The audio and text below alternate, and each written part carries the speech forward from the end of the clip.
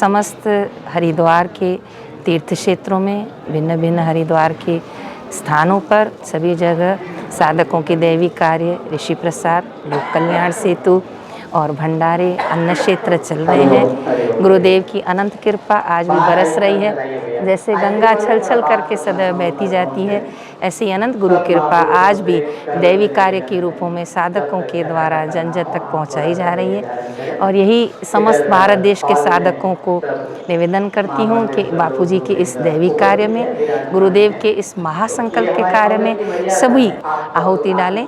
इस महाकुंभ पर्व की आप सभी को हार्दिक शुभकामना। हरिओम। सुख धाम हरे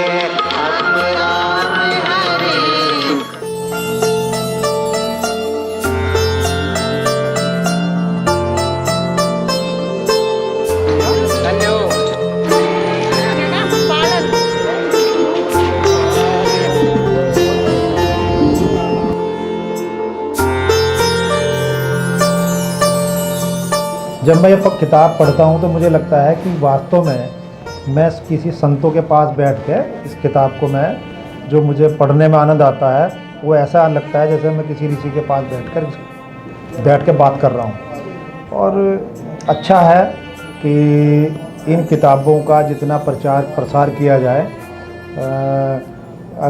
अगर 100 में से 50 आदमी भी अपनी गलतियों को, अपनी कमियों को, अपनी बुराइयों को ख़त्म करते हैं तो ये भी एक प्रसाद होगा इस पुस्तक के माध्यम से।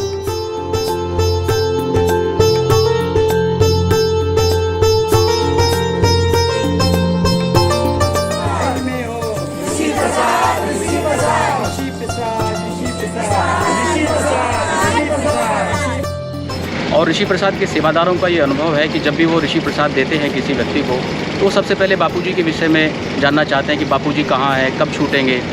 मतलब ऋषि प्रसाद देने से उनको गुरुदेव की याद आती है। यहाँ के जो लोकल होटल वाले, रेस्टोरेंट वाले, रिक्शा वाले, वो भी ये कहते हैं कि बापूजी के बगैर तो ये कुंभ अधूरा है, क्योंकि बापूजी जब आएंगे वास्तव में कुंभ हमारा तभी होता था। और आज भी यहाँ की लोकल जनता को, बाहर से आने वाले लोगों को बापूजी की कमी महसूस होती है। बापूजी निर्दोष हैं, बापूजी ने कोई गुनाह नहीं किया, बाबूजी को फंसा दिया गया। मुझे पता है, बात को मैं जानता हूँ। ऋषि प्रसाद पत्रिका बांटने के पीछे हमारा उद्देश्य है कि लोग बापूजी के विषय में जानना चाहते हैं कि आखिर क्यों बापूजी को बगैर किसी आरोप के, बगैर किसी ठोस प्रमाण के क्यों फंसा कर रखा गया है, और कब बापूजी छूटेंगे, क्यों इतना अत्याचार हो रहा है इस भारत देश में, हिंदू राष्ट्र में हिंदू संत को सताया जा रहा है, क्यों सताया जा रहा है। अभी तो भारत में हिंदूवादी सरकार है, क्यों बापूजी का समर्थन करके बापूजी को बाहर छुड़ाने का प्रयास नहीं कर रही।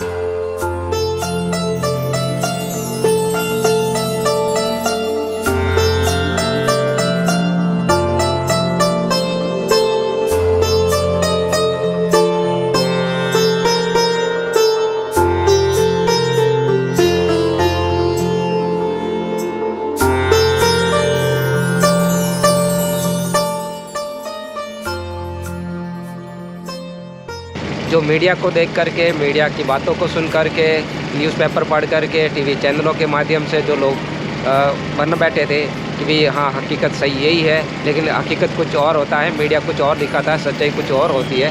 तो वो पहुंचाने के लिए हमको हरिद्वार कुंभ मेले में सैकड़ों की संख्या में सेवादारी है, लाखों की संख्या में ऋषि प्रसाद वितरित की जा रही है। उसके अंदर ये है, कई साधु संतों ने कहा है कि भी बापूजी निर्दोष हैं, निर्दोष बापूजी को फंसाया गया है, क्योंकि हिंदू संस्कृति के एक महान स्तंभ हैं। उनको गिरा दिया जाए तो हिंदू संस्कृति को गिराने के लिए लोगों को ज़्यादा समय नहीं लगेगा, क्योंकि बापूजी ने जगह जगह घूम घूम करके न दिन देखा, न रात देखी, न सुबह देखा, न शाम देखी। एक एक दिन में 3-3, 4-4 प्रोग्राम करते थे बापूजी, और हिंदू संस्कृति का, भारतीय संस्कृति का और मनुष्य जन्म क्या है ये महत्व समझाया है। और यौवन सुरक्षा जैसी, दिव्य प्रेरणा प्रकाश जैसी पुस्तकों का बापूजी ने खूब प्रचार किया है, करोड़ों की संख्या में पहुंचाई है। और कई भटके हुए ये युवान इन पुस्तकों को पढ़ कर के सही दिशा मिली और सही रास्ते पे चले हैं। आपने देखा होगा, पहले बापूजी बाहर थे, इतने लोगों के अंदर अराजकता नहीं थी जितनी अभी फैली हुई है। लोग अपने आप को एक पतन, अपने आप को एक छोटा महसूस करने लगे हैं। क्यों? क्योंकि संत का सानिध्य नहीं, संत का सत्संग नहीं, संत का वाइब्रेशन नहीं, और संत जिस एरिया के अंदर से गुजरते थे वो प्रभाव नहीं है। आज कुंभ मेला तो है, लेकिन कुंभ मेले के अंदर सत्संग का अभाव है।